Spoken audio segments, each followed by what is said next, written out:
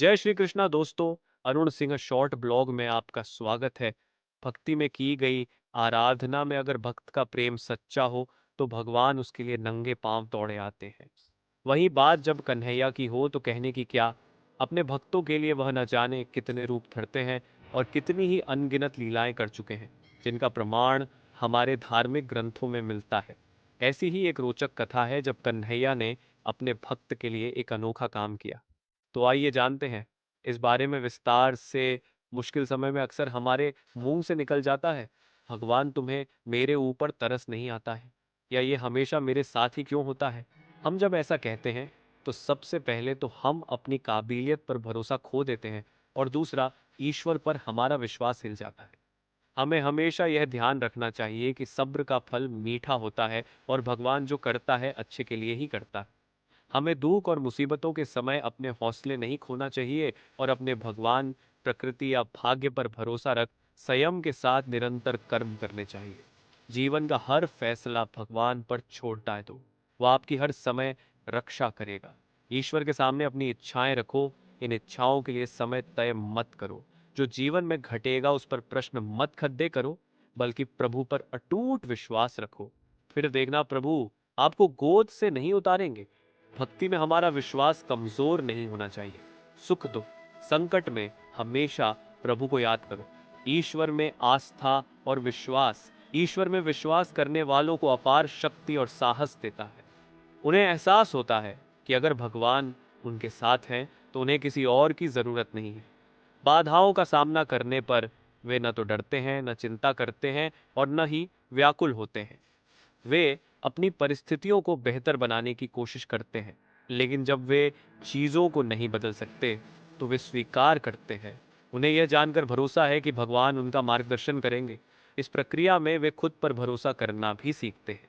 वे जानते हैं कि ईश्वर द्वारा निर्देशित वे कभी गलत नहीं हो सकते हैं, और अगर वे ऐसा करते हैं तो वे जानते हैं कि वे इसका सामना करने में सक्षम होंगे और सभी चुनौतियों से मजबूत और बेहतर तरीके से बाहर निकलेंगे। ईश्वर पर भरोसा अनिवार्य रूप से हमें खुद पर भरोसा करने की ओर ले जाता है। यह हमें मजबूत, साहसी और खुश बनाता है। जिन लोगों को सर्वोच्च अमर शक्ति में विश्वास है, जिन्हें हम भगवान कहते हैं, वे आमतौर पर कहीं अधिक खुश और दुनिया के साथ शांति में अधिक हैं। ईश्वर पर विश्वास उस बच्चे की तरह होना चाहिए जिसे पिता चाहे जैसे भी उछाले, वह निश्चित होता है कि पिता उसे सुरक्षित पकड़ ही लेगा। इसी तरह जो लोग ईश्वर पर विश्वास करते हैं, वह हर परिस्थिति में सकारात्मक रहते हुए अपना कर्म करते हैं और परिणाम ईश्वर पर छोड़ देते हैं। ईश्वर पर विश्वास व्यक्ति में उम्मीद की किरण को जगाए रहता है, जिससे वह कठिन परिस्थितियों में भी आगे बढ़ने के लिए लगातार प्रयासरत रहता है। व्यक्ति ईश्वर पर विश्वास करते हुए अपना कर्म करता रहता है और नकारात्मकता उस पर हावी नहीं हो पाती, क्योंकि वह जानता है कि ईश्वर हर परिस्थिति में उसके साथ है। तो आए जानते एक साची घटना की कहानी के आधार पर आपको भगवान में सच्ची निष्ठा के बारे में कुछ बताने जा रहा हूँ। जैसा कि आप सबको पता है, हम कलयुग में जी रहे हैं और यहाँ सब गिद्धों की तरह एक दूसरे को नोच खाना चाहते हैं। ऐसे युग में बहुत कम लोग ऐसे हैं जो भगवान की सच्चे मन से आराधना करते हैं। मगर सदियों पहले बहुत सारे ऋषिमुनि और मनुष्य ऐसे भी थे जिन्होंने कई साल सच्चे मन से भगवान की भक्ति में लीन होकर भगवान की प्राप्ति की थी। ऐसा इसलिए संभव हो पाया क्योंकि उन लोगों का बस एक ही लक्ष्य होता था, सारे स्वार्थ त्याग कर भगवान की भक्ति में मन से लग जाना। वे किसी को दिखावा नहीं करना चाहते थे, इसलिए एकांत में तपस्या करते थे। तो अगर आप भगवान को सच्चे मन से पूछते हो, बिना किसी दिखावे के, बिल्कुल वैसे ही जैसे आप किसी की मदद करते हो और उसका एहसान जताते हो, तो उस मदद का कोई अर्थ नहीं। अगर आप इस काबिल हो कि किसी की मदद कर सको बिना किसी फल के, तो आप करो, दिखावा मत करो। उसी प्रकार भगवान की भक्ति करो बिना किसी फल और दिखावे के। भक्ति की एक सच्ची मिसाल आपको बताने जा रहा हूँ। एक लड़की थी, उसे अपने घर के संस्कारों की वजह से लड्डू गोपाल की भक्ति मिली। उस लड़की की बड़ी आस्था थी लड्डू गोपाल में। वह लड़की हमेशा वृंदावन जाती थी और लड्डू गोपाल के दर्शन करके आती थी। धीरे धीरे वह बड़ी होती रही, पर उसने वृंदावन जाना नहीं छोड़ा। उसकी शादी हो गई, बच्चे हो गए, वो भी बड़े हो गए, उनकी भी शादी हो गई। पर उस लाडकी का नियम कायम था, जब वो लाडकी बहुत बुढ़िया हो गई और उसके बस का चलना नहीं रहा, तो वो वृंदावन जाकर लड्डू गोपाल की एक मूर्ति ले आई।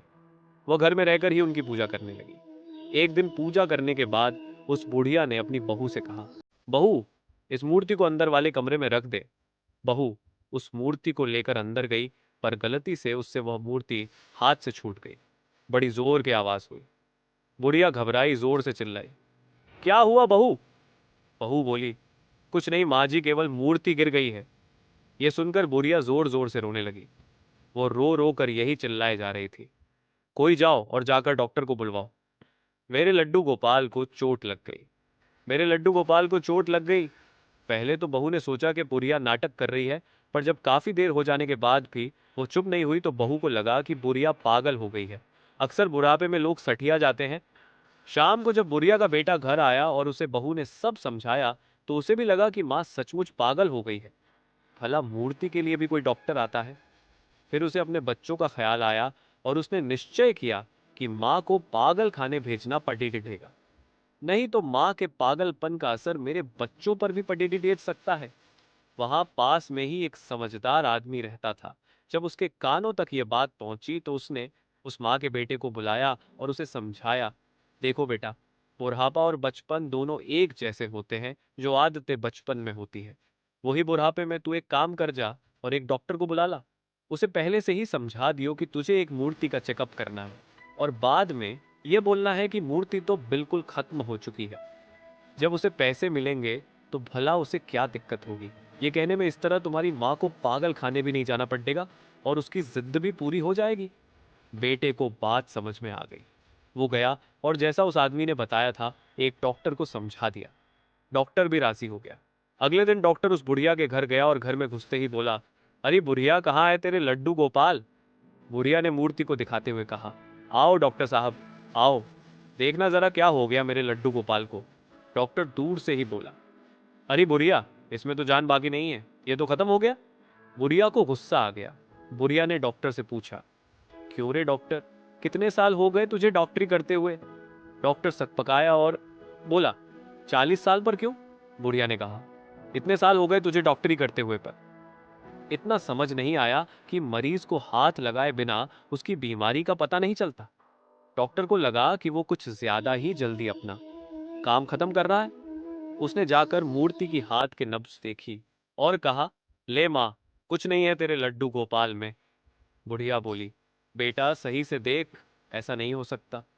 डॉक्टर ने इस बार छाती को चेक करके देखा और फिर बोला, माँ कुछ नहीं है अब तेरी मूर्ति में, ये खत्म हो गई।